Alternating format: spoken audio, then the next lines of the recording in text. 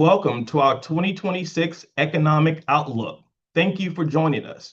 I'm Richard Bell, Principal at Matthews, Carter, and Boyce CPAs in Fairfax, Virginia. At MCB, we are proud to have served businesses and individuals in the DMV area for more than 75 years. For the past 12 years, MCB has been hosting a complimentary economic outlook for our clients, colleagues, and friends. We are honored to welcome renowned economist Dr. Terry Clower. Dr. Clower's annual economic outlook is always a highlight for the new year. As many of you know, it's always an incredibly entertaining and informative 90 minutes, and it always feels too short. Before I turn it over to Dr. Clower, a few items to share. The presentation will run for an hour and a half, followed by 20 minutes of Q&A. If you have questions, please submit your questions via the chat feature. We will try to get to as many questions as possible. In the incoming weeks, we will send an email to all registrants with a link to the summary recording to Dr. Clower's presentation. Dr. Clower, named one of Washington Business Journal's top 100 most influential business leader, is the Northern Virginia Chair and Professor of Public Policy at George Mason University. He is also the Director of GMU's Center for Regional Analysis. The center provides economic and public policy research services to local governments and businesses, primarily located in the Washington, D.C. metro area. Today, Dr. Clower will provide us with insights into economic trends in Fairfax County, the greater Washington, D.C. area, and across the country. Now, it's my pleasure to turn the presentation over to Dr. Terry Clower. Thank you, Richard. And if everybody will give us just a moment, we'll get the screens up.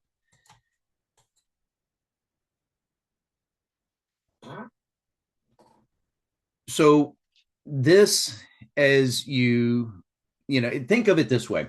We have sometimes when we're listening to weather reports, we listen to all the prognosticators, the forecasters and everything. And sometimes you wonder, would you be just as well to look out the window and see what's happening? So part of what we're going to do is have a look out the window and see what's happening. Remembering that we always have a little bit of lag in our data. The image that I put on here is really intentional in the sense that we are certainly weathering an economic storm at this point, but there is sunlight on the horizon. We can see it. What's a little bit maybe hard to tell from your perspective on this photo, though, is the ship heading toward the sunlight or deeper into the storm? And that's a real choice. We as a community, as businesses, local and state elected officials, as our community itself, we can choose which direction the ship's going to sail. Are we going to sail out of this storm and into a bright, shiny economic future? Or are we going to get stuck into what might be more stormy weather, more doldrums, and just not be moving where we can move? And that's kind of what we're going to walk through. But before we get into the specifics of the region, I think it's important to kind of think of the context that we're operating in. So U.S. economy has been growing this year pretty decently, where third quarter on an annualized basis was about 2.3%. That's real terms, so adjusted for inflation. That is decent, but not great growth. There is some early numbers coming out of the Atlanta Fed that suggest that maybe the fourth quarter might even be a really big growth year. But there are some important caveats to understanding GDP growth. Now, earlier in the year, like during the second quarter, there were some estimates come out that the investments that we are making in AI in terms of data centers, the chips for NVIDIA, all these other things that are component of that might be representing as much as 80% of our growth.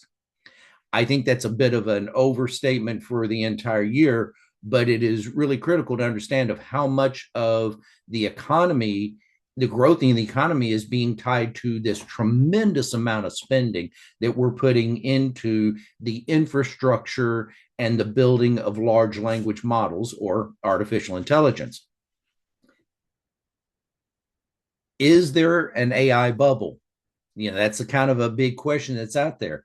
And part of me says it doesn't appear to be a bubble that's ready to burst at the moment, but there are some indications that if you just take a step back and you think about times in history where you have a lot of valuation driving industries where much of their investments are kind of circular, where the AI companies are buying into data centers or buying into chips and that kind of circular stuff. What I'm reminded of, some of you may be old enough to remember a company called Lucent, who had the intellectual property that came out of Bell Labs, AT&T Bell Labs years and years ago, and they got stuck into a loop of just, even financing their own customers' purchases that kind of blew up. I'm not saying that that's what's happening here, but what you do have, if you look at the purchasing power and you look at some of the valuations, there is some circularity going on here, and that can unwind kind of naturally,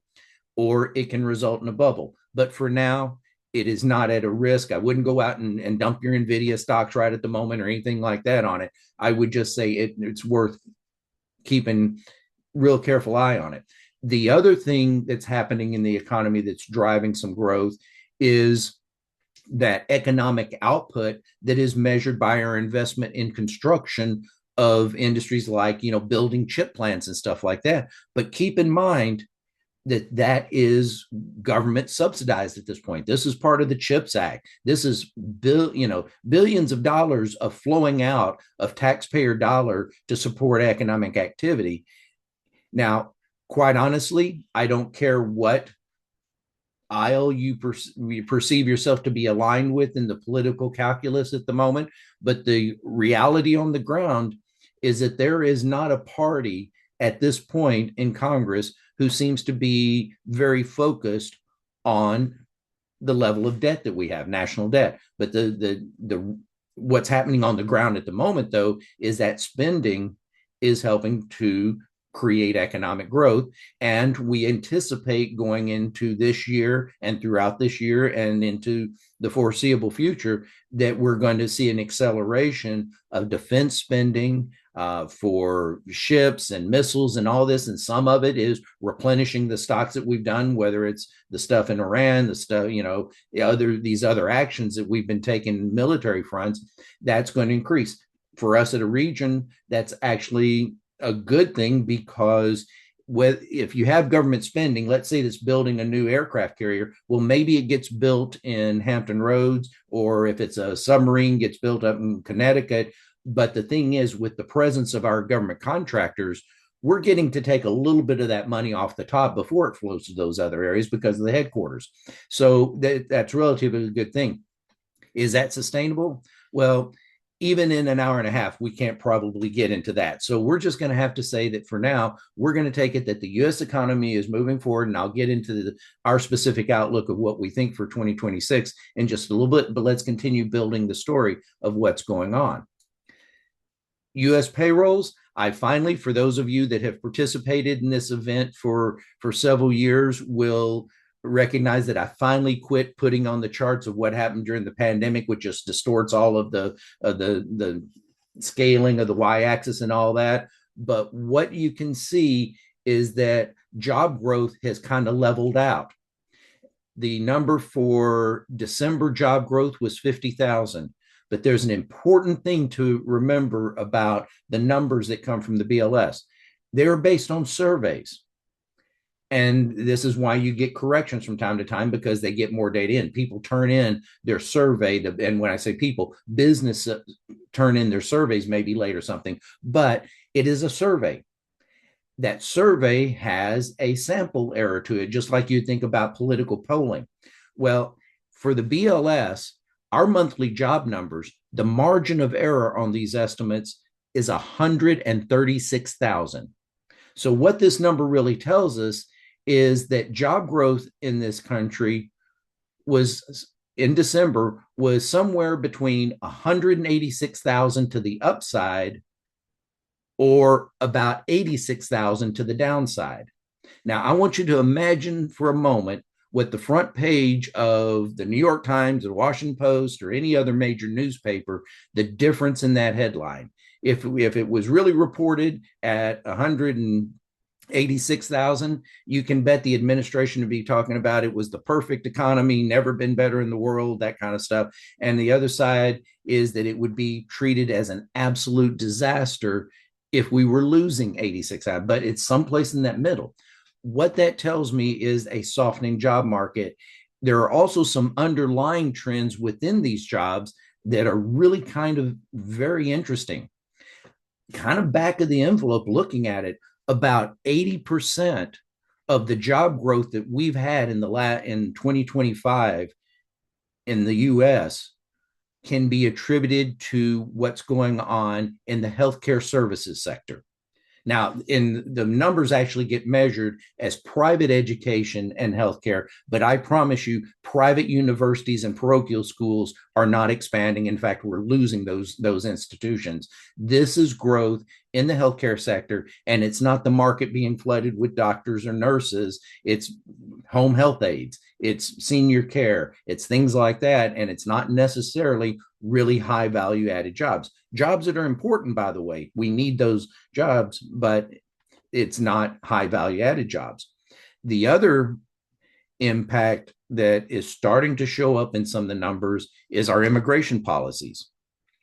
We have folks that are not reporting to work because they're afraid of being caught up in one of these immigration raids. I am not at all advocating for illegal immigration, but the reality is that what's happening now is that we're seeing impacts in the workforce where folks are afraid to show up to work, even if they do have documentation, just because of the way things are happening. So that's impacting our numbers a bit, and we will talk more about that later, how that impacts the region and is likely to continue to impact the region.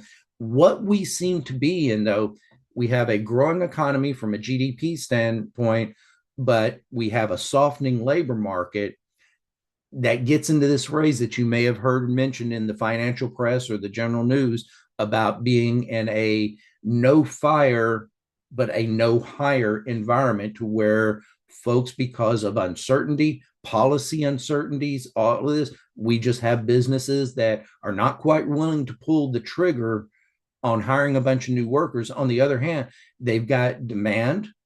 If you look at the revenue reports that are coming in the stock market, the numbers keep looking good. There's profitability, revenues are moving in the right direction. Yet companies in the broadest sense are simply not hiring that many people, and it's a really interesting phenomenon. And so part of that is, are we getting mixed signals? Are we getting some false signals out of the economy?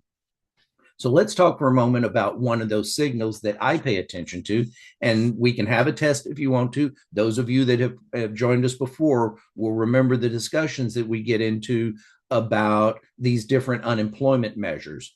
So the UR number that you see there on the slide, that's actually a UR, U3 is what we call it. That's your headline your headline unemployment rate that you see in the newspaper.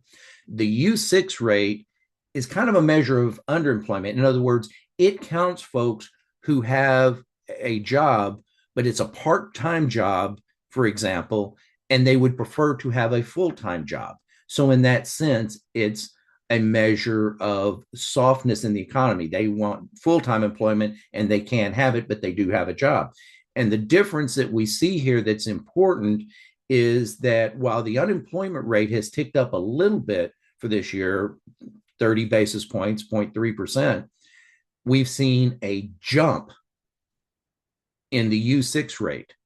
And as that gap widens, what I can tell you is that historically, that is usually a precursor of a softening economy. It's not necessarily an absolute predictor of recession, but when the economy is growing and the economy is getting stronger, that number shrinks. And I compare, if you look at the pandemic spike that you have there, if you look to the left side of that upper chart there, you'll notice that the proportion in the lighter green over the years was getting smaller. Well, what we're having now is it's starting to widen out, and that's a weakness. The other number here is the labor force participation rate, and you can see that we have never really recovered from the pandemic in terms of the percentage of working age people who are actually either employed or looking for a job. That's the labor force participation rate. And that number has softened a little bit. Now, that's a pretty tight, the y axis is pretty tight there, but a movement of 15, 20 basis points, 30 basis points, that actually matters a lot about the availability of labor in this marketplace. So there's all sorts of questions that you come. Now, one of the things we mentioned AI and all the AI investment, and there is this thing about, all the companies that are selling these products are telling you that all this is going to be great productivity enhancement and all that. Productivity has been growing in the last couple of years, has been doing better. We're certainly doing better than we were doing, say, just immediately after the pandemic.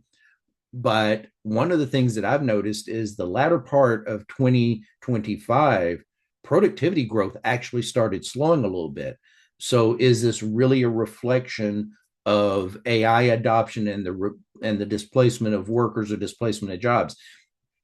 I see this and I hear this frustration among the students in my classes. They're getting ready to graduate and they're just not seeing the job offers that they thought they would get. They're not seeing job offers at all, not even the ones that they were wanting to pick and choose between. They're just not seeing much in the way of offers. Some of that is that actually companies who are displacing entry-level work with AI. There may be instances of that. I fully expect some companies will do that. But what the folks that really know this technology well keep telling us is that it's a productivity enhancement. It's not a replacement. And if you are using AI as a reason to not hire staff, you're probably not using AI to its fullest potential to enhance what your company could achieve. But again, how that plays out is a little less certain. I would just point that we have what might be pretty mixed signals. Stock market tells us that the earnings numbers are looking really good.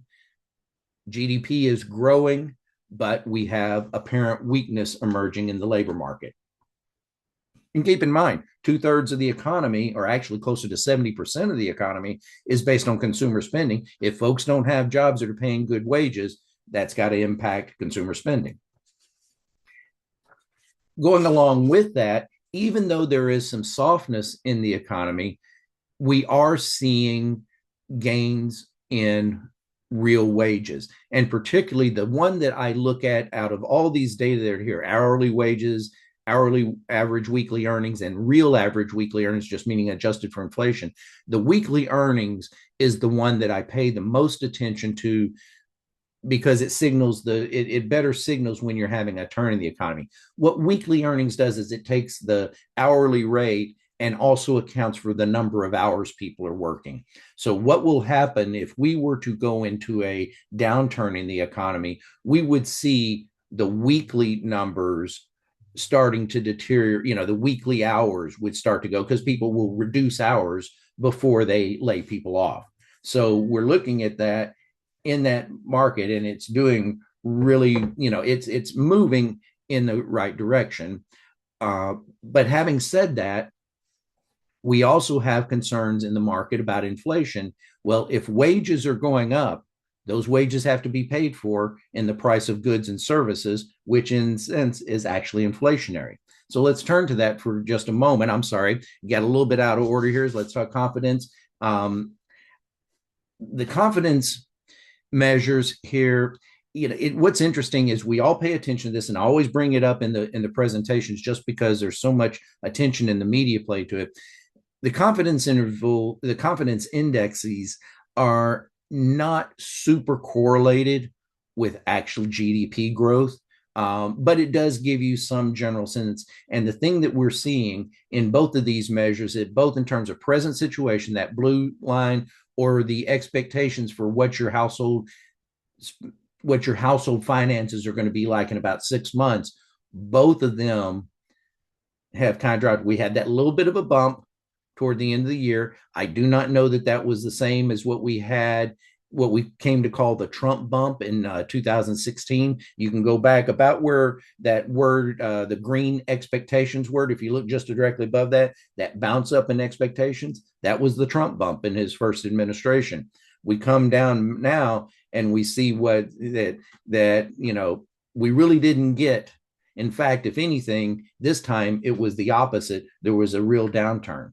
How that translates into spending, that's going to be a different matter. Consumer prices, the president has been saying that inflation is dead. It's no story anymore. Don't pay attention to this. It's not dead.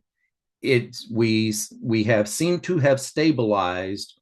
So it's not rising rapidly, but it is above the target rate that the Fed wants to see of that 2 to 2.5%.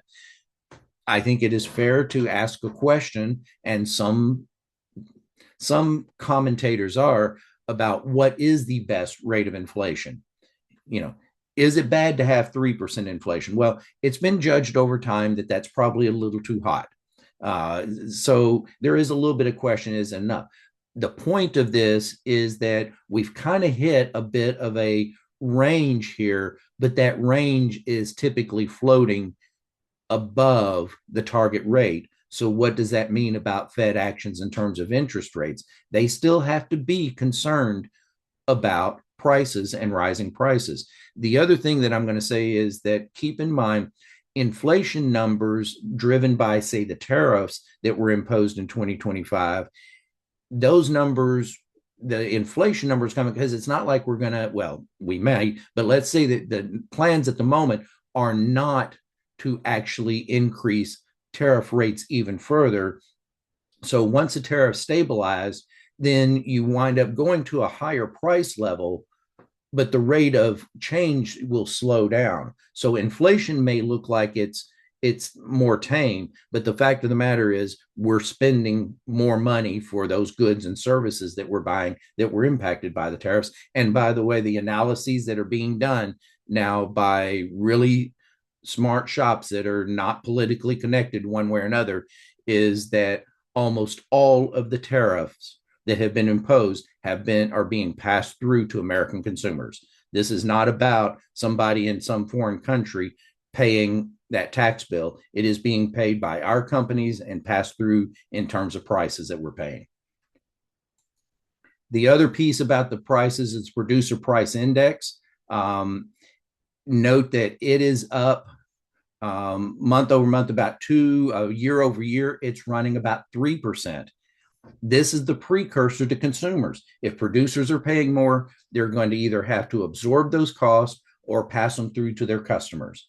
So we very much are expecting then that the indications from this data would tell us that the pressures on inflation are still higher than what the Fed wants to see. There's a couple of factors here. Note that here that gasoline has gone up a little bit, has gone up 10% and stuff. That's a little bit volatile. Energy prices are always volatile. At the moment, oil prices are down a little bit. We're talking about sub $60 for West Texas Intermediate. So there's less pressure on that one. But that one about the services, I was talking just a couple of slides ago about wages, real average weekly wages going up. Well, that starts showing up in terms of services, and it doesn't have to come up with those, because if those services involve things like if you're having to buy an NVIDIA chip to do the service, you're paying a lot more for it. So the whole point of this is that inflation is not dead. There are indications in the metrics that tell us that we can expect that if it stabilizes at this, that's probably about the best, but it could actually go up a little bit, which then has implications for federal action, which then, speaking of interest rates, we're currently at 3.72. So we had some cutbacks in the Fed target rate. I think I'll save it for the prediction slide of how much I think this will happen. But we're seeing that Treasury's now running in December, running about 4.1% on the 10-year note. Mortgage rates are still relatively high. There's a different thing that we're talking about with mortgages, though, because if you have perceived challenges in housing markets, then there's a risk assessment that gets placed into mortgage rates that has nothing to do with the underlying, say, a 10-year treasury note. So there's a little bit more. The work that we do for the Northern Virginia Association of Realtors, we get folks together, we forecast the market, and we do both the mathematical and then we do the qualitative information from market experts that are out there doing, working in various segments of the real estate residential market.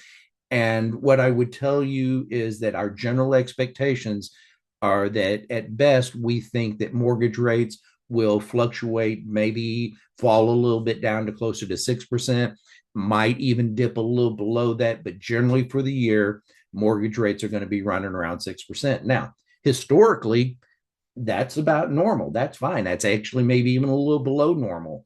But we got so kind of used to that notion of going out and finding a 3% note or something like that. That's not going to happen. It's not likely going to happen anytime soon. If we get to back where there's 3% mortgage rates, the economy is in really, really bad shape. So let's hope that doesn't happen. But we are seeing activity in the housing markets pick up nationally a little bit. It's still, though, concerns about the direction of the economy is causing people to be a little more cautious about what they're doing. The other one, though, keeping with just for a moment about the Fed. So there's a couple of things that kind of drive the interest rates a little bit. And one is that if the Fed is selling off assets, that's putting more supply in the market, which means that the price of the bond goes down, which means that the interest rate to attract a buyer has to go up a little bit. So the Fed is still working on unwinding their positions that they did during their rounds of quantitative easing that goes back to the financial crisis and then really spiked up when we went during the pandemic. And of course, we had that little period of technical recession during the pandemic, but you can see these are the numbers on the y-axis there are trillions of dollars.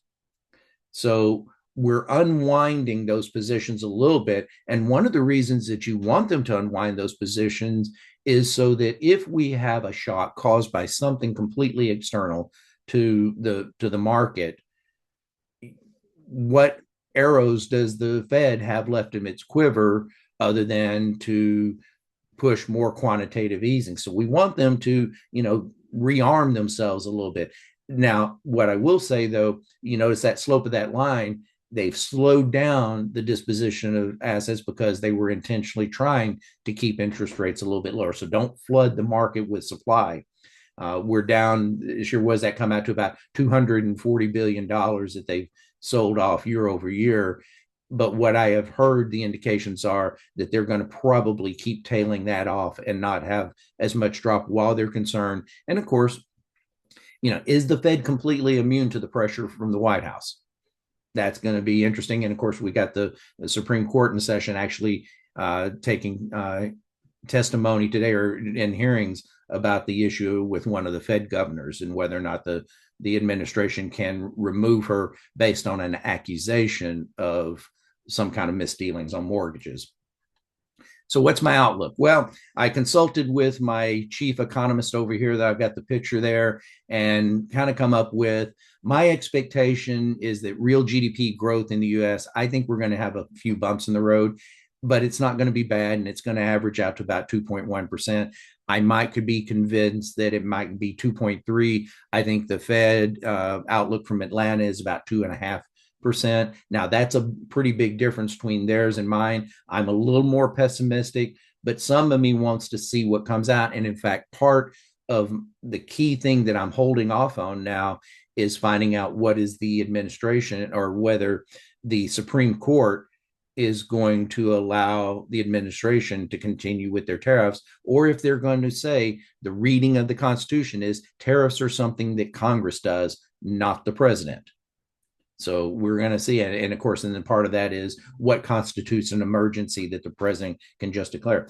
I don't see any bursting of an AI bubble, as I mentioned before. I do think that we will see a little more caution more awareness of the potential of a bubble that may slow down some of this, this just absolute massive amounts of billions of dollars going into that marketplace. I also think that we may see some social backlash on AI if people who are out of work, having trouble finding a job, feel that it's the AI stuff, or if you have some corporate leaders who are indicating that it's AI is a reason that they're not hiring, you could see some backlash. And it's going to be really interesting to see how that does with the adoption. Already, we have a little bit of the stuff going about, do you really want to have an large language model that some tech geek sitting in a cubicle has programmed to handle your mental health counseling, for example? Just I think that there's a point where maybe we've gone a little too far with something too fast. Federal defense and security spending, as I mentioned before, that's going to continue to accelerate. I think overall we'll have a positive year of job growth, but it's not going to be a great year. I think we're in that no, I think we're going to continue for a good part of the year in the no hire, no fire. I do think that we will see some interest rate cuts. I do not think it will come based on the threats that have been made against Chairman Powell. One of the things that I think is really kind of interesting in the dynamics of that is that, of course, Powell could stay on the Federal Reserve Board as not chair. And, Mr. Trump seems to be just driven to get him off. And one of the things that's interesting is actually that Chairman Powell, among all the members of the Fed, he's more dovish. If he wasn't on the Fed, it is quite likely that the interest rates cuts that we've had in the last year might not have happened. So it's a really interesting dynamic going on. And of course, these other things that we talk about. The other one that could be disruptive in some sense is this growing political public backlash to the actions of the immigration authorities and how that plays out and how that works, and we'll talk even more about that, of some kind of spillovers of that in our regional economy. So now moving to the Washington economy. You will have seen this slide before. It talks about very simply that this region for many years got very used to outperforming the national economy in growth. And that simply hasn't been true for over 2 decades. We just are not growing as fast as the nation has been. And there's many different reasons for it, not the least of which is cost of living, cost of doing business in this region. And indeed, what we've seen is a concentration. Back of the envelope stuff that I did for the 2022 data suggested that about half of our gross regional product growth could be attributed to the construction of data centers in just Loudoun County. So much like what has been suggested for the US economy, key driver, the best performing sector of our economy has been data centers. And yet, if you think about the local political narrative, what is the general thing? Oh, don't build more. We don't want data centers. We don't even want the ones that are here. Well, I'm not sure where we're getting other growth, particularly given what else is going on. So here's the key thing. Largely because of cutbacks in federal spending for certain types of contracting and the reduction in the federal workforce related to DOGE cuts, reductions in force, but largely most of it was that fork in the road where voluntary separations of federal workers, the net effect has been about a loss of 49,000 jobs. At the pace of growth that we had been seeing over the last few years, that's a couple of years worth of job growth. Not quite, but close enough. So if you just think about if everything else, if we could just turn the clock back a couple of years, it would take us a couple of years to get back to where we were at the beginning of 2025. Well, we are not growing like that. There are other pressures in the economy. And so this period that I mentioned, the storm that we are in, weathering the storm, this is not weathering a storm of 6 months or even 12 months. This is us weathering a storm while we look at transitioning the economy that's going to take a while to work through. Is it 3 years? Is it 2 years? Is it 5 years? I can't say at the moment, but what I can do is some of that depends on our actions legislatively, politically, regulatory, just how we do things, the way we do business, the way we practice economic development in this region needs to change so that we can pursue these opportunities that are out there. And we do have opportunities. This is not all doom and gloom. This is saying the reality is we are in a storm situation. This is not like being in a manufacturing town in the upper Ohio Valley in the 1970s where we're just decimated. We still have this grounding. And let's look at some of the numbers that go with that. The job losses in federal government in the metro area down about 52,000. If I look at Virginia as a state, Maryland as a state plus the district, the number is about 73,000. So we can focus on that negative. The other thing that I will point out with this is that our modeling would tell us that the household spending of every one of those jobs on average supports another 0.4 jobs in the economy. Now, those don't all disappear at the same time, but without other things picking up the slack, this would suggest that we would lose another 20,000 plus jobs in the economy because we lost the household spending of these. Now, were these folks able to find other work? Did some of them retire and they have household spending from that? So it's not an absolute projection, but it's one of these, the maximum downside potential could be worse, and how far further down we go depends on how good we are at pivoting the economy. Having said that, number here, I want you to pay attention. Look below that red arrow.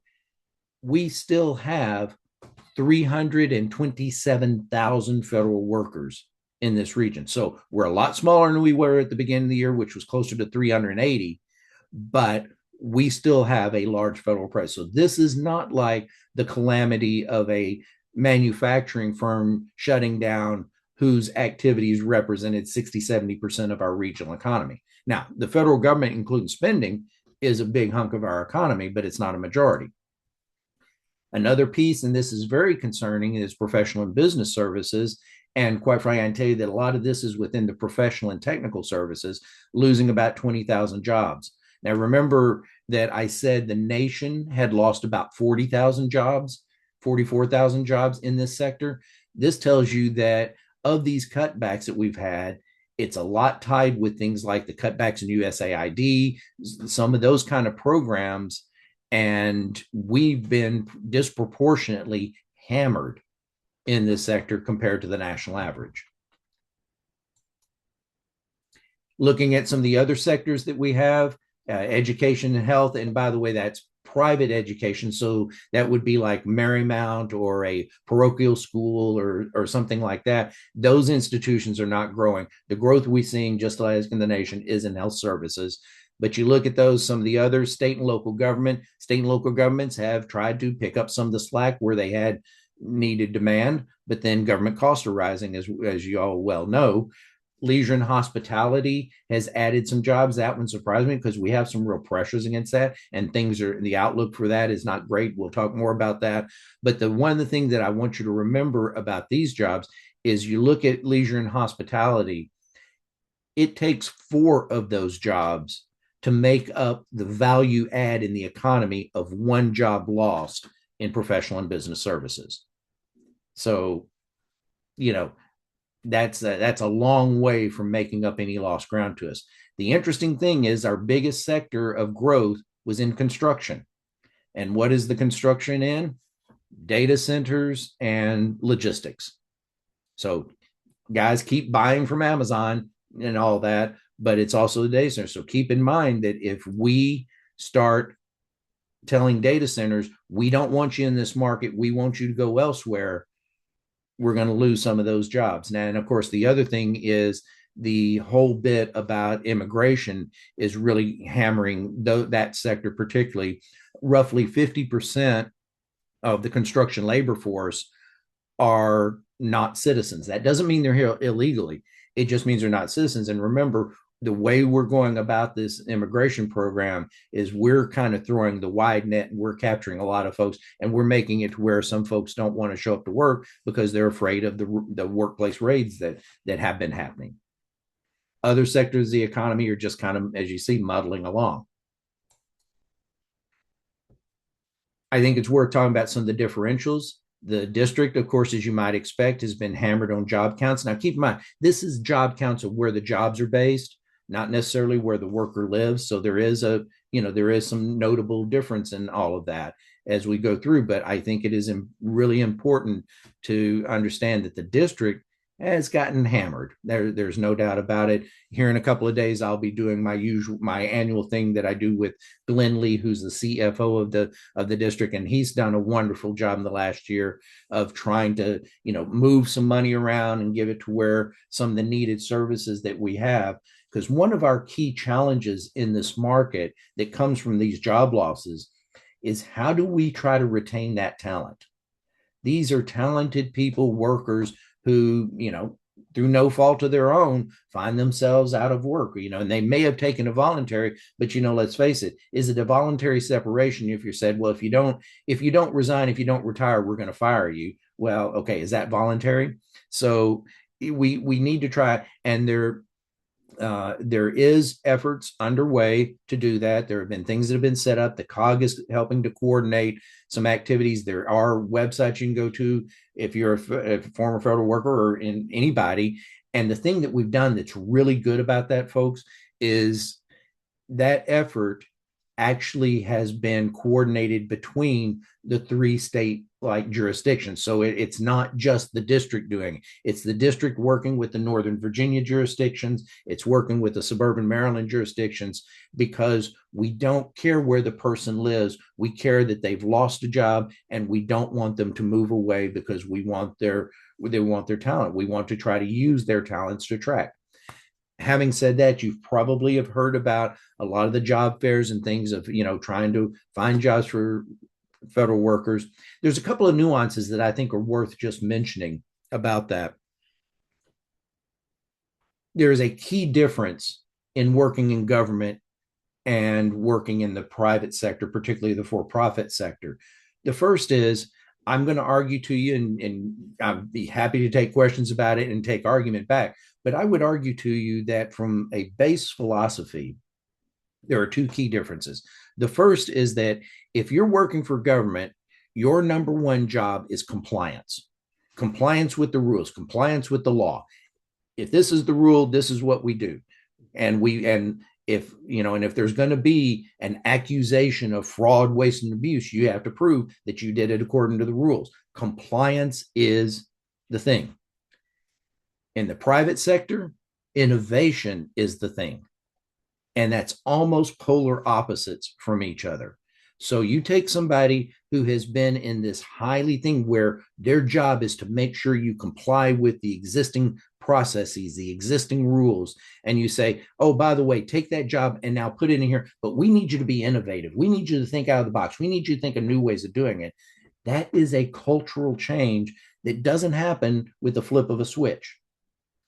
The other thing that's a little bit different, for decades, a long, long time, throughout history, this region has benefited by people who come here to work on the Hill, to gain experience and their base motivation is a little different. They want to make a difference. They want to change the world. Let's say, and maybe it doesn't apply today, but let's say 3 or 4 years ago, you graduated with a master's degree in computer programming, you specialize in cybersecurity stuff, and you come out and you want to make a fortune doing your job. You probably go to Silicon Valley. If you want to change the world to where your compensation, you want to get paid and you want to get paid decently, but in addition to that, you want that public service mission, you likely look to be here. We have this cadre of our population, of our workforce, who are mission focused. And there are places where that works in the private sector. in certain ways. And then, of course, you always have the advocacy sector, the nonprofit sector. But I'm just telling you that even beyond just occupational skill sets, it's a tough transition. Now, add into that that when we started the Doge cuts, I actually went through and I looked at the occupational matrix for federal workers. What was their actual jobs by occupation? And I looked at what jobs were available in the market then, and there are not half the number of job postings that there were in early 2025. But even then, that overlap was at best about 30%. So you got a mismatch in actual occupational skills. You've got a mismatch in kind of the culture of the job, the workplace, and you also have a potential mismatch in the internal value system of the workers. I am not saying those things can't be overcome, but it's going to take intentional actions and a bit of grace and favor and patience on both sides. If you and your company have been interviewing former federal employees to work, you may have seen some of those kind of cultural things that emerge. And it's just going to be one that we try to work through, and we try to provide the best advice that we can. Now, getting back to it, suburban Maryland, actually, compared to others, suburban Maryland hasn't been hit as hard, but you can see they took a really big dip in the early part of the year, had some spring break. It's going to be interesting to look at that number, but down about year over year as of November, 4.6, so 4,600 jobs on a base of about 1 million jobs in their economy, in the suburban Maryland economy. Having said all that, there are a lot of economic indicators that tell us that suburban Maryland is really struggling. Prince George's County is struggling. Montgomery County has actually seen average wage losses as some of this has shifted. And of course, and then you think about their key core strength historically has been wrapped up in pharmaceuticals, but last couple of big deals have been announced about that have been for facilities elsewhere in Virginia, not Northern Virginia, but elsewhere in Virginia. So Maryland suburbs are really kind of struggling, and yet they continue to talk about local policies that are rent control and other things. And it's just, there are several factors, and we could talk more about that if we have time toward the end. Northern Virginia, where many of you are based, and just kind of we have a bit of an overemphasis in the crowd on Northern Virginia, down about 10,000 jobs. So proportionally, we've actually done worse than suburban Maryland, but that's a little bit of a misnomer. Northern Virginia is still, pretty powerful, and with 1.6 million workers. Again, though, this does not mean that, oh, well, this is okay. We've lost some jobs. We can be complacent. Everything's going to be fine in the end. What's the song that made famous by Jelly Roll? I'm not okay, but it's all going to be all right. Well, I would tell you that it's all going to be all right if we intentionally make things all right. If we just sit back and think that we can do things the way we've done them before, we're not going to be all right. We're going to continue to drop. There's an emerging theme you may be picking up here of some of the messaging that I want to do. If we look at the unemployment rates across the area, certainly going up in DC. Northern Virginia has gone up probably 100 basis point, a full percentage point, but it's off of a very low number. That gets a little bit back to that labor force participation rate and some other things. But so wanted to tell you is what available labor force we have. It also tells you that there may be some numbers, and of course this shows September. I'm sorry, they're actually November number. They're close to the end of the year. This is mislabeled a little bit, so forgive me for that one. We're seeing those increases. But it's still, reasonable. It's still, it's a misnomer to talk about the unemployment rate, because you have some of these folks that are still kind of out there, and they're not exactly looking for jobs yet, so they don't technically count as unemployed. Okay, moving into this one, elements of population change. We've talked about this many times in previous presentations, but there's a key focus that we haven't really spent a lot of time on before. this data it's from the Census Bureau, from their population estimates program. It is a weird time period. So the period, that last column that you see there, is the year from July of 2023 through the end of June of 2024. So it's a little more than, about a year and a half now, old, if you will, on that data. But you see that what we had then was that bottom number is domestic out migration, more people leaving. And what we see in the day in some of the other data, and what we see anecdotally, is unfortunately there is a substantial portion of that domestic out migration that are young families in their 30s, maybe even into their 40s, who have gotten so frustrated about the cost of housing or the lack of availability of housing to meet their family needs that they've just decided to leave. Some of them have gone and have stopped in Richmond. Many have gone to North Carolina, South Carolina, Tennessee, Georgia, a few others. Our data suggests that some have even gone to California. We'll just assume that those are the ones that are going there for who knows reason. You're not going to California to get a lower cost of living, that's for sure. But in any case, point being is that we're losing those folks. Now, that one in the middle, the 29,500, that's births over deaths. So everybody stay busy, keep producing children. That's good. That's helping. But of course, that's not helping our workforce immediately. That number above that, in that year, we had almost 84,000 net new residents from international migration. I point you about just a little before, go back to some of the previous and look at what happened in international migration during the first Trump administration. By that last year of his administration, you had net international migration of about 17,000. What we're expecting when we get this data, and it's going to be another year and a half, 2 years before we get this data about what's going on now and what happened in 2025 throughout the year. But what we see and the evidence we have is that we're going to see net zero. In fact, we're going to see negative contributions of international migration to our overall population count, which means that our population actually could drop. And in fact, if you look at what happened now, the degree to which our domestic out migration going to accelerate, it could well accelerate with people who took retirement and it takes them a while to figure out what they want to do. Do they want to go back in the workforce?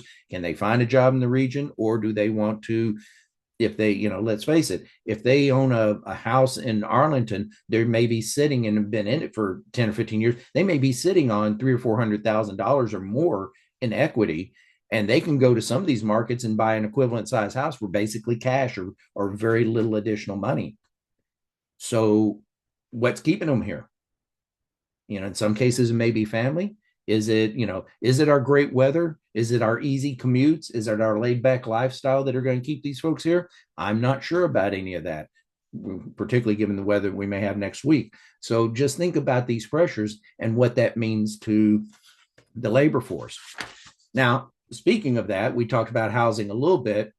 Much of the local news has been talking about this jump up in housing inventory on the markets. And certainly it has gone up. As of December, about 16%. We have had months where the number was 20, 25% higher, the surge of houses on the marketplace. But I want you to put that in the historical context. We are just now getting back to levels that we were seeing somewhere around the pandemic. And certainly look at that green line, nothing near what we had on the market in 2015, 16, and 17. So, it's still pretty tight. What we have seen as you measure it in terms of days on market is we've gone from about 7 days on market to sell a house on average to about 15 days. Well, okay, that's double. So yeah, it looks like something bad happening in percentage terms. But what it really is in the context, in most normal markets across the US, the clearance rate would say a balanced housing market between sellers and buyers is to have 4 months of inventory on the market. We are nowhere, we're not even in the zip code range of that kind of a number. I would also tell you that perhaps this is good for the market in the sense that we don't have quite the frantic buying that, you put your house on the market and you get you get three offers in the first hour or something like that. No contingencies, no inspections, all that kind of stuff. We want the more normal market where when you go in, you're doing the inspections, because the thing is, particularly for first time buyers or any buyer really in this market, unless you're ultra wealthy, when you go into that house, remember that Virginia is a non-disclosure state.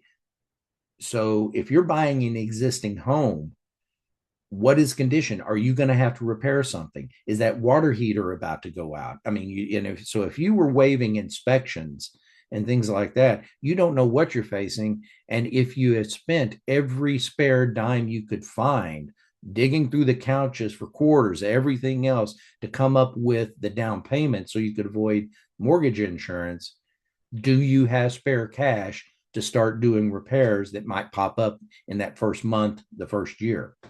So getting one where we're back to doing inspections, we know better what the condition of the house is when the transaction happens. That's actually a good thing. I would also tell you that the numbers I'm going to present to you are for the whole market. When we get to the end of those numbers, I want to talk about some market segments that show a very much a differential of what's happening, and you'll see what I mean. Existing home sales slow, has been down for the last couple of 3 years, but note it's been pretty stable. It hasn't risen dramatically, so we're still moving houses. We're just not moving a lot.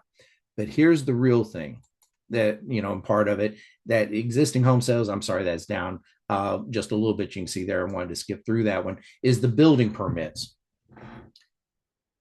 This is moving average, and you're going through and you look at those numbers, and we basically are not permitting the construction of new homes at a meaningful rate.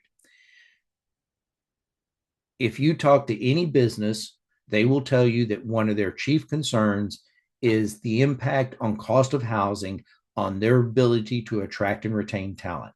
If you talk to households, the cost of housing is a challenge unless you've been sitting on that little bungalow in Arlington that's 70 years old that's worth $1 million and $1.2 million or $1.4 million, something like that. If you are trying to get a new home because of adding to your family, a change in family circumstance, just normal life happening, it's very tough. It's very hard to do. And there are things that we can do. There are proposals being made. Northern Virginia Chamber, the Northern Virginia Association of Realtors, we're working on specific proposals to do things to help encourage more housing production that will hopefully be addressing some cost issues. But quite frankly, if you want to impact the cost of housing, the best way to do it is to build more units, but to build more units that people want. Yes, there are people that need 2 one-bedroom apartments, even efficiency units, but what we are not generally building are enough 3-bedroom, 4-bedroom size multifamily properties, or single family properties for that matter. We are building some townhomes, but we're not building enough of them to meet the demand. And the reason that we have seen prices escalate, our forecast for NVAR market, the Northern Virginia Association Realtor market, is that prices will continue to rise this year. Not as much as previous years, but we're expecting to be up. Well, if you have softening demand because you have job losses and all that, why are prices still rising? Because we have spent the better part of 3 decades underbuilding housing. What we have done is, as soon as housing gets built, the local community says, that's it, I'm here, don't build anymore. You've heard me joke before that we have jurisdictions that if we actually put it to a vote, the infrastructure they would love to build would be a moat. They don't want to see it. They don't want to see infill. They don't want to see these other things. They just don't. They want to maintain their vistas. I used to see this in Texas. The outer ring suburbs, you get somebody that saved up enough and maybe they sold a previous home, but they move out and they get on a place that's got maybe the lot, instead of being a 1/6 of an acre or a 0 lot line, maybe it's a 1/2 acre lot. Maybe if it's an acre lot, but once they get there, they own a 1/2 acre. but they want to see policies that would allow them to control their vistas as if they had just bought the King Ranch. They don't want other things coming in. They want the trees preserved. They want this. They basically want bucolic settings. They want to be able to pretend they live in the country when they can't afford to go out and buy a 100-acre hobby farm. So we get this stuff. And in fact, if you think about it, you know what NIMBY is. You've heard that. Well, the new term is banana.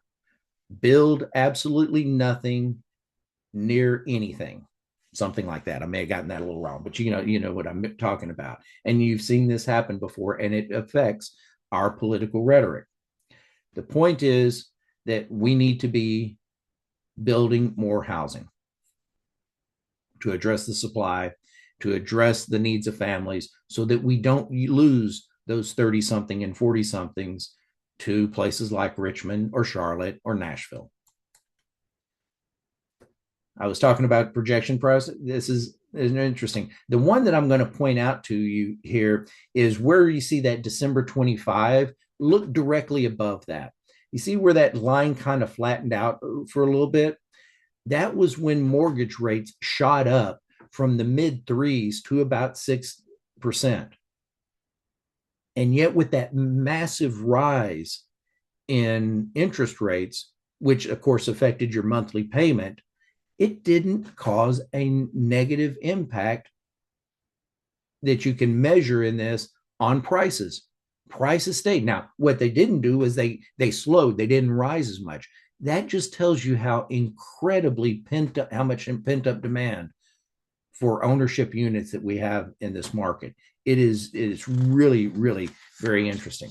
So let me then talk just a moment without the slides on some of the dimensions, because there is differential in the components of the housing market.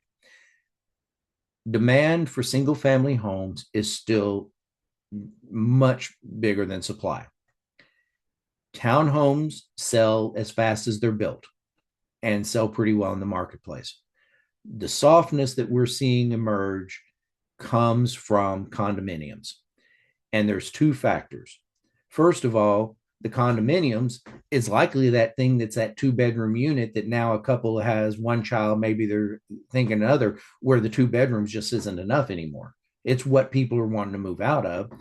And the second is a lot of our condo buildings are getting older. In fact, a lot of them are just outright old.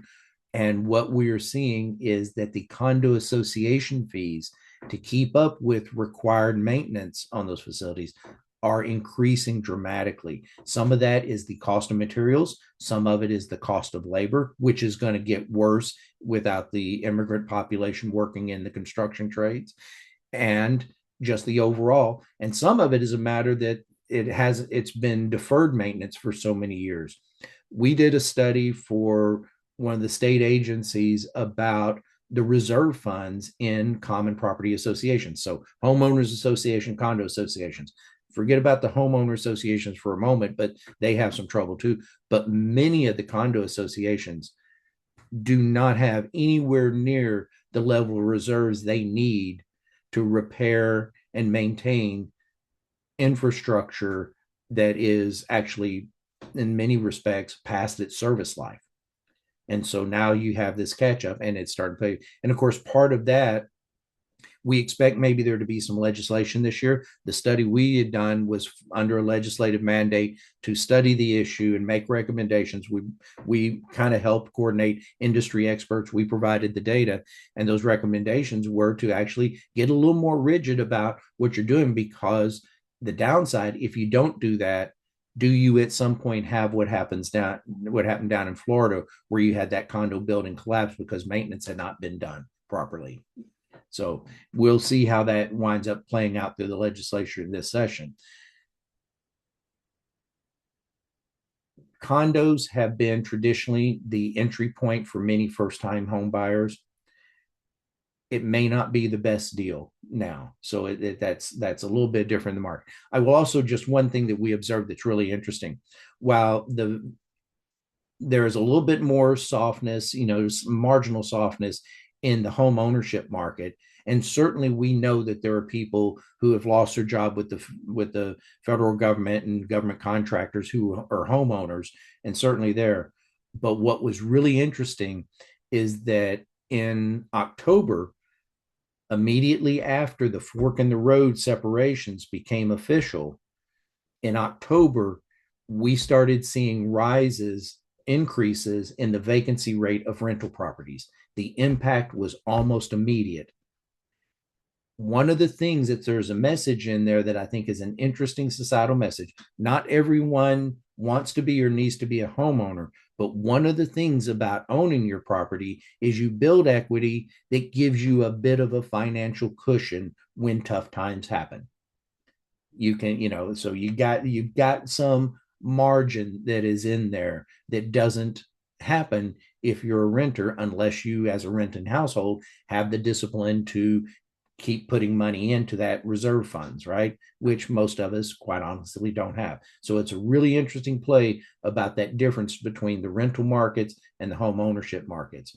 Stuff that we've seen nationally and talk about. There was Peter Navarro just had a piece in the Washington Post that was talking about things to do to help with the home ownership crisis and all these. And one of the things was to prevent investor owned properties. Certainly we have investors who own some housing properties in this market, but the evidence that we have, and it's very hard to track this explicitly because of the way people organize their personal finances. They may not have the house in their name, it's in a trust or something, so it's hard to separate all out. But that may be a big factor elsewhere. That is not a big factor in our market, and largely because the price points of all of our homes are just too high to make it as an attractive of an investment opportunity as exists in other markets. So moving on now, I got my crystal ball out. It's got a few pieces missing. It's a bit cloudy, so I'm running on a little bit of guess and some of the things that may or may not happen. I think that overall for the year we'll see a slight uptick in jobs, but it's not going to be anything significant, and we are going to be net down, over the period of time. We are not going to recover from the job losses of 2025 and 2026. I do think that federal employment may rise a little bit mostly from just the factor that, guess what, the Doge people didn't really know what they were doing, and they cut more people. They offered people buyouts that really didn't need to be. And you will have heard stories. Maybe you knew somebody who had their offer of a buyout rescinded. Well, we figured out that, hang on a second, you may get AI doing some of these jobs at some point in the future, but for right now, you still have to have somebody do it. So I think we'll see that. The other is, I mentioned before, the federal spending will continue both in terms of security, AI contracting. Here's one of the things that I would tell you about data centers. It's really an interesting phenomenon. You got to parse out what AI means as an industry. Typically speaking, the data center that supports the AI, you don't really care where it's located. You don't care if it's next door. You don't care if it's down the block. You don't care if it's in another state. You don't care if it's another country. That data moves, across the line through the fiber optic cables at near the speed of light, and so latency is not that big a thing if you're sitting at home doing, cat videos, or like what I did and ask Copilot to generate this image that you see on the slide.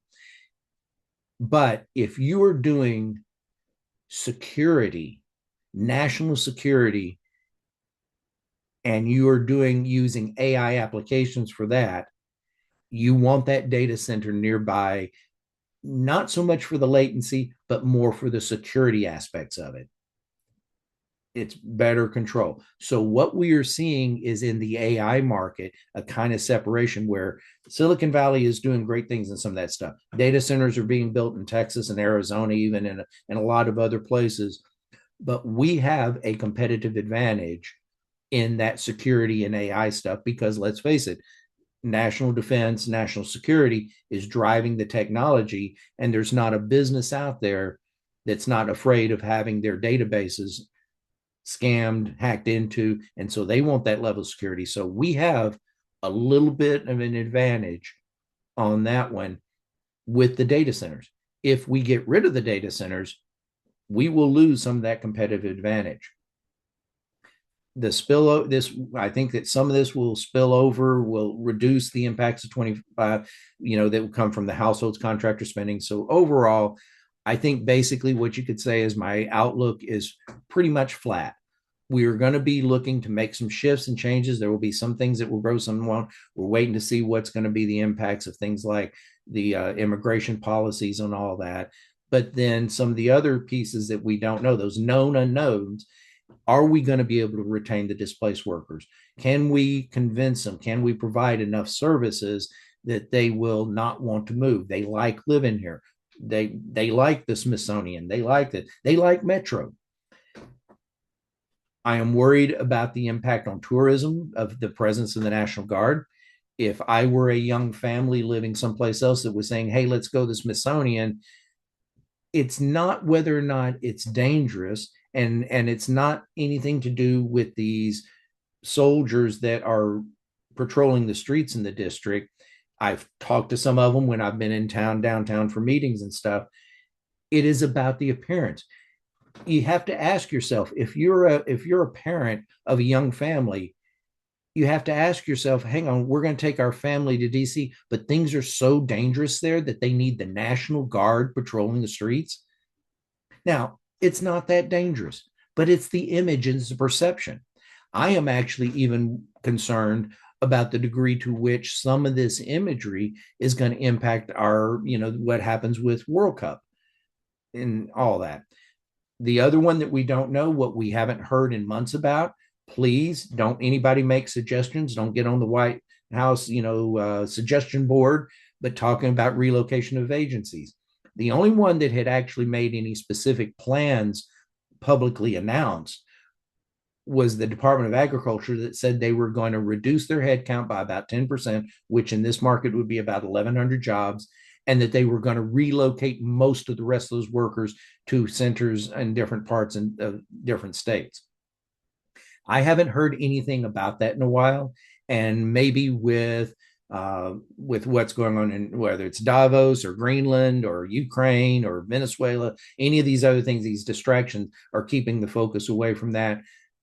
Better for it, but it's still out there. There was a bill filed, and we talked about this last year. There was a bill filed in January of 2025 that specifically called for the federal government to relocate 30% of the workforce out of this region. Now, I don't think that bill has gone anyplace, but if that sentiment reemerges, if the Trump administration gets frustrated in other things and decides to take it out on this region, then we could see another hunk of job losses.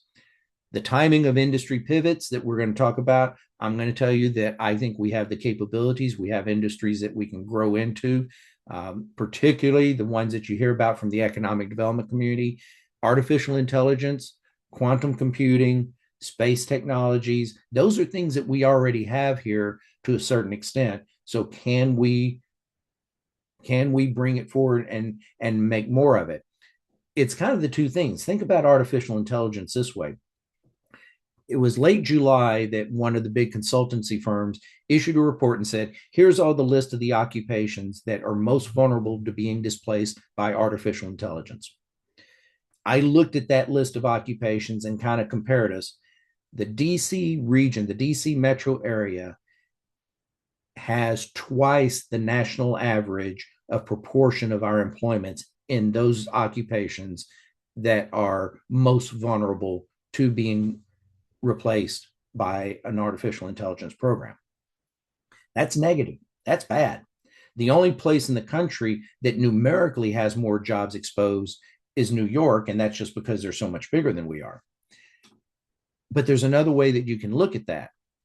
If you are a company who is building new tools that use AI to be used in businesses, and if those are targeted to the kind of activities that these workers do, this would tell you that this would be a pretty darn good place to start your business, to invest in the marketplace. So there is the potential where it might be a downside in one respect, but as I said before, if your company strategy is just to replace people, it's not going to work for you in the long run. But let's just say that we could treat that as an economic development, a business attraction opportunity. The data center fights, I think it's going to be really interesting. There's going to be several bills in the legislative stuff about removing the tax incentives that we have, the state incentive on sales tax exemption for data center equipment. That is a real critical one for competitiveness. I would tell you that was one of the reasons that the data center industry expanded so rapidly here, 15, 20 years ago. It was because of that we were an early one to specifically incentivize that industry.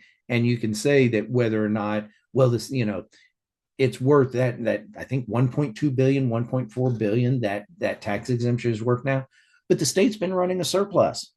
It's not like the state's been out of money. The other piece of that is that locally, those data centers generate a lot of tax revenue. Loudoun County property tax rate is about 30 cents per hundred cheaper than Fairfax County.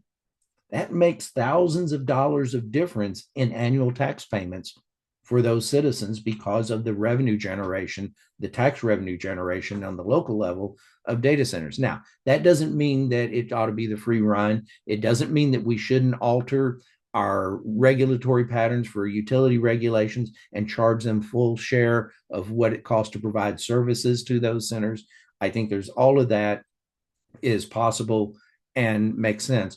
But if we do it in a way that starts driving the business and driving that investment to other states, Ohio's growing. Delaware is considering it at the moment. They've got a big one proposed there outside of Wilmington. There's these other states. And the fact of the matter is that incentive is really important to the industry, mostly because that equipment inside of a data center, you put up the tilt wall construction, you put in all these frames and racks, that's pretty permanent as tilt wall construction is. But what they change on about a 3-year rotation are all those servers. So if you undo, it's not like they build that infrastructure and then like a manufacturing firm, it sits there for 20, 30, 40 years being used. That is a very time sensitive and it's continual refresh.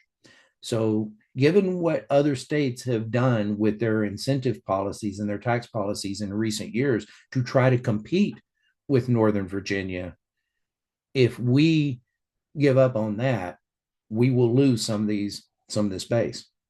And there's all sorts of things and programs that would spill over from that. In Loudoun County, for example, a substantial reduction of that would mean, of course, having to readjust that property tax rate. The state would probably have to send more money than it does for schools into Loudoun County. There'd be all sorts of knock-on effects.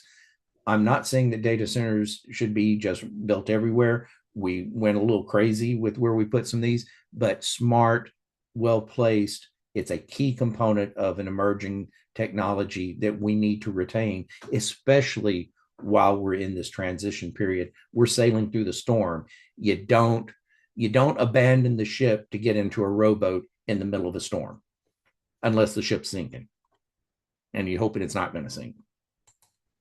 So when we talk about these shifts to these others, I do want to say, though, to just give you a sense of the order of magnitude of challenge. Area development is that's the name of the publication, focused on site location, economic development, those kind of things. It's a trade publication. And they do a couple of things that are really interesting. And one of them is metro rankings. What they did this last year was they didn't just do metro areas. They started breaking down the metro areas into divisions. So for example, for us, it's Arlington, Alexandria, Reston, and which includes even Jefferson County, West Virginia, versus Washington, D.C. and the Maryland suburbs, right? But you look at that overall ranking out of 949 geographies across the nation. Look at our ranking, and then I did that. How do we rank among the largest communities? And you see there that we're pretty far down the list. So the challenge is that if federal government is not going to be the basis of our growth and we're having to go out in the private market, we have to sell a really good story about why we are the place to be, because their first metrics would suggest, why would you even think about this? If we're thinking about being in a larger metro area, then why aren't we in Las Vegas? Why aren't well? I guess I all of a sudden I just noticed this. I wonder if this index in part takes into account college rankings, because obviously you got the two participants of the national game that was Monday night are number two and number three on this list. Hadn't thought about that before, but you see some of the usual suspects. Now, New York actually comes out, you know, among the biggest. It's not that bad, but see how far down in the overall ranking. And there's something that I'm going to talk about more about that. It's an observation that came out of area development, but let's shift to another piece of it. Let's look at what are the factors. So this organization, I think this is the 30th or 31st year that they've done a survey of corporate executives on what are the factors important to you when you're thinking about where you're going to have your facilities located. Now, I will tell you that this sample is probably overweighted in industry, so more manufacturing. And yes, we have a growing manufacturing is actually one of our opportunities going forward. We've got Micron here. This notion that we can't do manufacturing in this region is a load of crud. We can do it, and especially as more and more manufacturing is high tech, low space, additive manufacturing, 3D printing, those kind of things. It's a lot more suitable, even for a relatively high cost of area, because you just don't need 1 million square foot under roof on in a big, huge 1-story building of manufacturing, like may have been happened, 15, 20 years ago. But look at these factors. Labor cost is up there. Okay. Quality of life is because it's that realization. And quality of life didn't even used to be in the surveys 15, 20 years ago, but quality of life is there because businesses will locate where there's workers, where workers want to live. Obviously, the energy availability is something that's just has emerged greatly in the last year or two as that. Of course, energy costs, skilled labor availability. That number 6 is a really interesting responsiveness of state local government. And what you mean by that is when you do a change. If you're going to do a change, you want to build something, and you're going to have to ask for a zoning variance. Lord help you, you are in for 2 years, maybe 2.5 years of fighting all the ranges of government stuff and all the stuff that goes on within the different departments of government and the planning and zoning committee and all of that kind of stuff, and all of that delay. It's just, good places. When I was living in Texas, one of the suburbs, Irving, where the Dallas Cowboys used to play, new city manager came in and said, if a developer brings in a proposal, I want them to have an answer in 60 days. Now, when I tell them that the answer has to be yes, but what we need is something that says get on this, because the longer you make that developer wait, if they've got the land, all of that, their carrying costs are continuing to increase. I've seen an estimate recently. I did not come up with this number, but I'll take the person who gave it to me word for it, that for the developer, every month that you get delayed is 1% of cost. So if you wind up having to fight through multiple meetings of planning and zoning board, multiple meetings of a county council, board of supervisors, and it takes you 12 months, 15 months, 18 months to navigate that process, that's 12%, 15%, 18% higher cost. So, this is the way we're going to affect cost things. We can't do any one thing that's going to dramatic, because you still have to have a review process. Is what they're building appropriate? Is what they're building within the rules? Is what they're building safe? Is it create the built environment that creates the sense of place that we want? But if you just drag it out to prove a point or just to exercise authority, it is such a waste, and it makes a cost. So we've got to attack that. Other things here in the thing that you do, presence of broadband capability, environmental regulations, costs. You can see all of these others. One of the things I think is noticed right now, there is so much discussion about right to work in Virginia, and maybe that comes up, but I will take, until proven otherwise, I will take the governor at her word that she does not want to undo right to work in this state. And it's not that unions are a bad thing. I've been managers in union shops. I've been managers in more non-union shops in my career before I got into academia. And I would tell you that, I can make either work. I can do it either way. It's fine. But what we lose is if we get rid of right to work, that would be the gift that would not keep giving to Tennessee, North Carolina, South Carolina, Georgia, Texas, emerging big competitor for all of us, Alabama. It's really interesting what's going on down there. And it's not the reality. It's not even what the labor contract, it's the perception that would matter. And of course, understand for us in Virginia, it might hurt us a little bit at the margins up here in Northern Virginia, but there are places, Danville, that's actually started recovering, places in Southwest Virginia, it could really be a real problem for them. You look at some of these other factors. But here's the thing that I think is kind of interesting, and it's a shift that's worth just bringing up because it changes and also points to something that I'd be really interesting to see if you would kind of consider as observing, that it's not about size. This is from area development. We used to think of bigger being better, more diversified economy, and all of this. But what they're finding is that regional competitiveness for attracting business investment is not necessarily about how big your population is or how tall your skyline is. It is, and this is, I'm going to just read it, how well a region aligns with its people, policies, and possibilities. And folks, just think about the way that we argue with each other. We consider it an economic win if we transfer a company from one side of the Potomac River to another. That's not a win, that's a zero-sum game. So we've got to rethink this. And it's very clear competitive advantage is not about size, it's about your strategy and how you employ that. So you think about those things in your business where we have local policies that may be increasing your cost. I was at a meeting this morning and I actively encouraged, and I've been saying it not to a lot of success so far, that I would really like to see any locality that when they change the rules, they change setbacks, they change land use rules, they change policies, they change taxes, they change any of this, that before they do so, they actually go through and do a clear, unbiased assessment of how much it's going to cost residents and businesses to do this new thing. And if it's going to cost more, especially during this time when we're trying to pivot the economy, we're trying to sail the ship out of the storm and into clear horizons, just say no.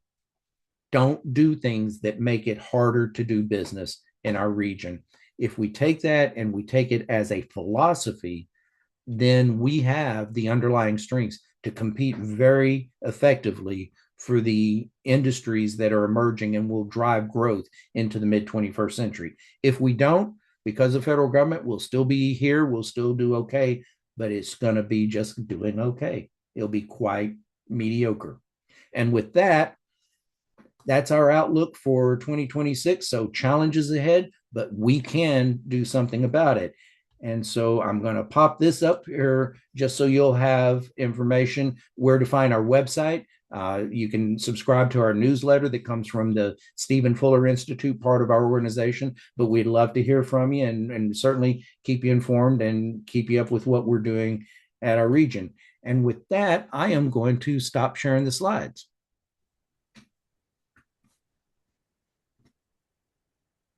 Thank you, Dr. Clower, for that fantastic analysis. We do have some questions from our audience. Please continue to use the chat feature with additional questions. We will get to as many of your questions as we can. So let's dive in. So Dr. Clower, do you think it's a good idea for the Fed to reduce interest rates? I think I'm pretty neutral at the point because I'm not convinced. I am very concerned about the possibility of emerging stagflation. I am just old enough to remember when that happened in the 70s and how long it took and the pain that it caused. So I I'm more of one of showing some patience throughout 2026 until we know more. I would also very much like the president to settle on a tariff policy and quit changing his damn mind and actually stick with something so that we have more certainty, because businesses can adjust to anything. What you can't adjust to is somebody that changes their mind every other day. Great. All right, second question. Tariffs have decreased in the U.S. trade deficit and U.S. debt. The Supreme Court's decision regarding tariffs will have a huge impact on the global and U.S. economies. What happens if we have to pay back tariffs already imposed? Well, that just means that the national debt will go up. It'll just be a transfer of payments, back in that people made, refund of money, and it will make the current balance, counts look worse than they already do. Look, you guys are accountants, Richard. I mean, it looks pretty ugly from an accounting perspective, right? Mm-hmm. If one of your clients came in with a balance sheet that looked like the US, you'd be demanding cash up front before you did a single service for them, right? Mm-hmm. So it would certainly do that, and it will add to it. But it's not going to itself create a catastrophe. It will be really interesting, and one of the things that I've heard about is if the I can't imagine the legal gymnastics it would take to do it, but it's been suggested that the Supreme Court could say, we're going to say you got to go back to Congress for this, but you don't necessarily have to pay back the money. Fair enough. This question that I just asked is two parts. The second part of the question is, you mentioned that tariffs are being passed through, but isn't it okay if inflation remains in the floating range between 2 and 2.5%, and we can reduce the trade deficit and national debt? So that's kind of almost like that one from that Rodney Dangerfield movie, Going Back to School. I have one question in 72 parts, right? It sounds really simple, but there's a whole lot to that to unpack. There's some of this. Look, what I would tell you is I am still a proponent of more free trade, recognize the globalization, and you get to where we are producing items. We are producing the highest value adds goods. The thing that's good about the US economy, there is no place in the world that's better at creating new technologies, disseminating that technology, and adopting technology in our business practices than the US. That is our driver of long run productivity. Because we have that advantage, why do we care if we're going to manufacture $300 televisions in this country? If it's low value, let somebody else do it. Let's concentrate on the highest value added services, which actually means, and that changes, that's not static. So that means that our training and education systems have to be where you don't learn something and do it for 40 years. You're continually learning. And just think about this, Richard. You now I'm going to assume you didn't get out, graduate from accounting, your program, 2 years ago. Let's say you've been in the market for a little while, right? Mm-hmm. You've had to learn new techniques, new technologies throughout that time. You still are practicing a discipline, but the tools you use and the things that you do around it are ever evolving. And is that we need to just recognize now. So this notion that we are going to just impose tariffs and all of this production is going to flow back to this country and we're all going to be better off, that's fine. But never forget politically our inalienable right to walk into a Walmart and pay $400 for a 60-inch TV.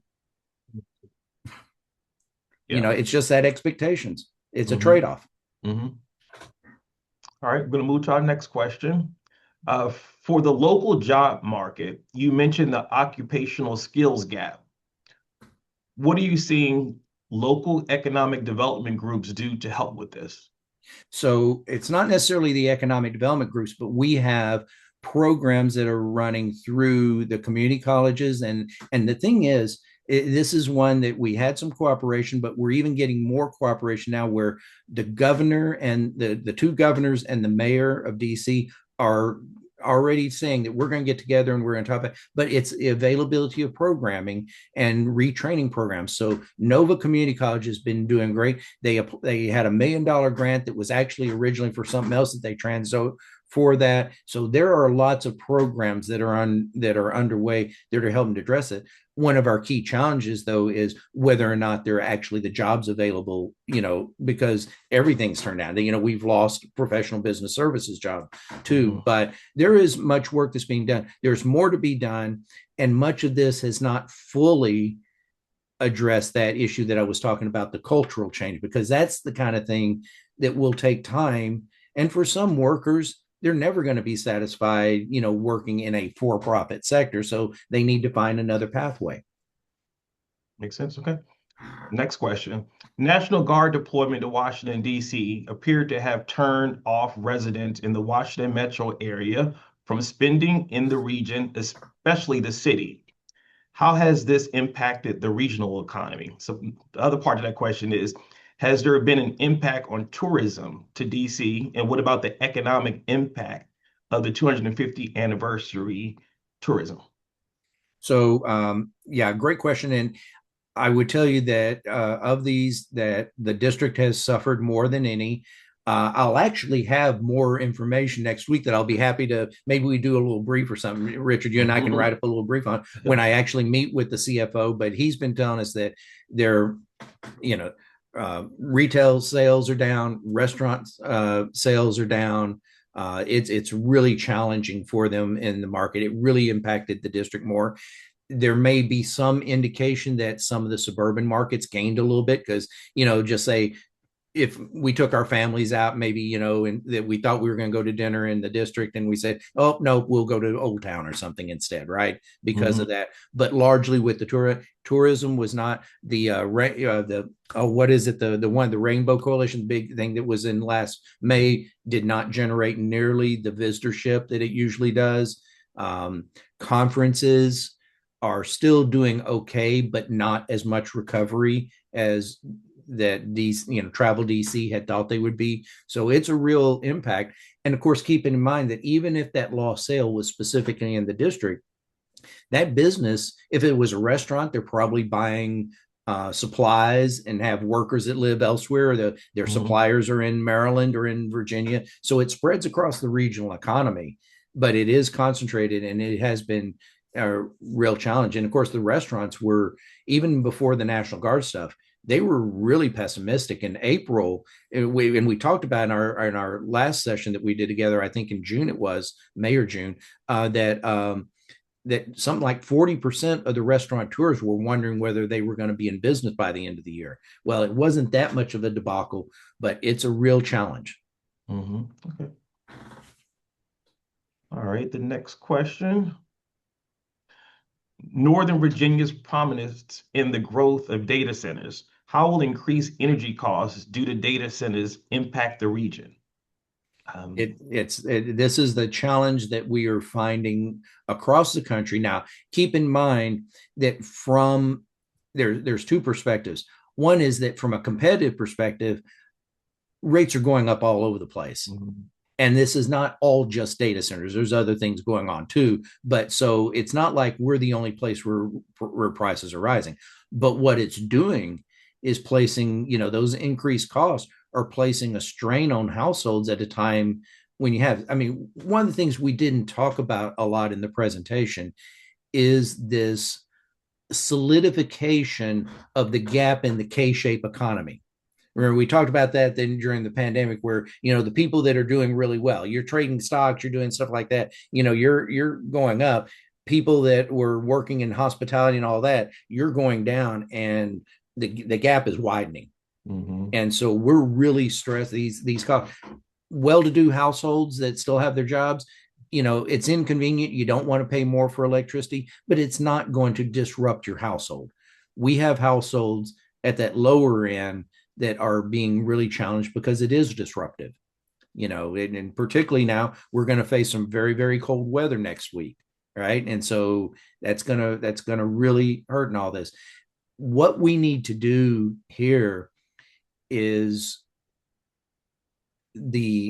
I'm a little bit of everybody in the pool for energy stuff. I am very cognizant of the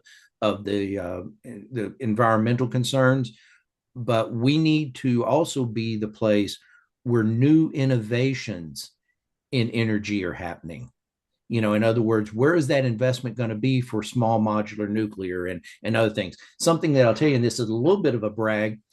George Mason University, in a deal that supported by Dominion Energy, is the first place in the country that actually has a training room simulator of small modular nuclears, where we are starting to train people who will work in these facilities in the future.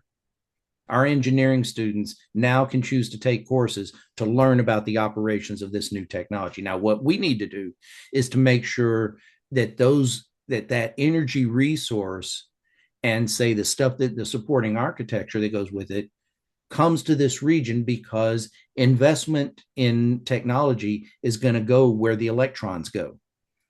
So if we try to say, oh, don't build that here, don't build that there, we're going to restrict what you can do with the power substation. We don't want those power transmission. I'm not saying put them any place, and I'm not saying put people in here, but if we get banana or NIMBY on doing that, that investment will go elsewhere. Makes sense, yeah. Another good question. The U.S. debt surpassing 37 trillion. The ability of government to fund social programs while managing high interest rates remains a critical concern. Is global public debt reaching a breaking point? What happens if deficit keeps growing? The music stops sometime. If I had the foresight to tell you when the music's going to stop, I would already be rich. Right? Look, and this is where, an organization like MCB, you're accountants, it's unsustainable. Now, if we go back, if you imagine if we went in Mr. Peabody's Wayback Machine about 10 years ago, and I told the same audience, this group, these good people that we have with us today, that we had $37 trillion in debt in the US, they would assume that we were completely bankrupt. We couldn't attract any investment from anybody in the world. Our bonds were junk status, all of that kind of stuff, right? I don't know when the party ends, but it's unsustainable. And this whole notion that we don't have any political party at all that wants to be concerned about the way that we are impoverishing our grandchildren with our prolific spending today without, oh, don't worry about it. We want to do another program. We want to do this. We want to do that. We want to do that. Okay, but we don't want to pay for it. Makes sense, yeah. This is our last question, Dr. Clower. So Venezuela has the world's largest proven oil reserves, but production has been sharply reduced due to years of mismanagement and sanctions. Mm-hmm. The U.S.-Venezuela conflict early steps include selling Venezuelan oil and potentially controlling exports. What impact will this have on the oil and gas industry and global and U.S. economies? So increasing the supply globally would bring down the price of oil. Certainly, we're already, as I said, we're below $60 now. We are already at prices. So I'm assuming some percentage of our audience today watches Landman. Well, we're already below prices that you can profitably drill in many of those areas that out there in Odessa, Midland, Odessa area of Texas, and particularly the Wolf Shale Formation that's out that direction. That's closer. You got to have $74, $75 a barrel to economically do the drilling and production there. It's certainly going to do it. It's benefit to us because that heavy, relatively sour grade of crude that is produced in Venezuela, we built the majority of our refineries along the Gulf Coast in the 1970s to handle specifically that kind of oil. So we can do the refining of that kind of oil. Now, it's also going to generate a lot of, doing that will generate pollution, and it's a heavy grade of oil, and it's kind of crappy in many respects. But I think that it would reduce that part of the energy portfolio but then remember that we're diversifying anyhow.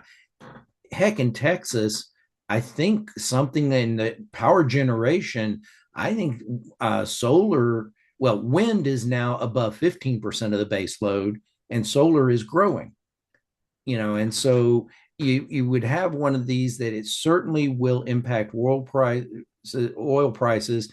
There are times when you wonder, what does, if you had a collapse of oil prices, does that create more political problems in the Middle East that wind up costing us money from a military standpoint? But overall, if they were able to do that, I think the best outcome would be a recovering Venezuelan economy that could be a economic partner who would not only provide us with the output of their natural resources, but would be consumers of our high-end products that we can produce in this country. Got it. Hey, Dr. Clark, we got one more burning question that we want to ask. Okay, I can do one more burning You got question. time for it? Great. Yeah. The U.S. tends to export high margin goods and service while importing low margin goods. Is it economically preferable to run a larger trade deficit while capturing global profit margins, or a smaller deficit while lower value added export? That is one of the best questions that I've ever had in a session like this. And that is worthy of a dissertation to try to figure out the exact balance. The answer really is it's in the middle, because you gain nothing if you try to be isolationist, right? Try to bring low value added production back. Who do we want to pay $7 an hour to do a manufacturing job? And plus, not only that, you're not going to find a worker to do it at that rate. So, and you don't want that product to go up in price by 200 or 300% to pay for the cost of doing it here.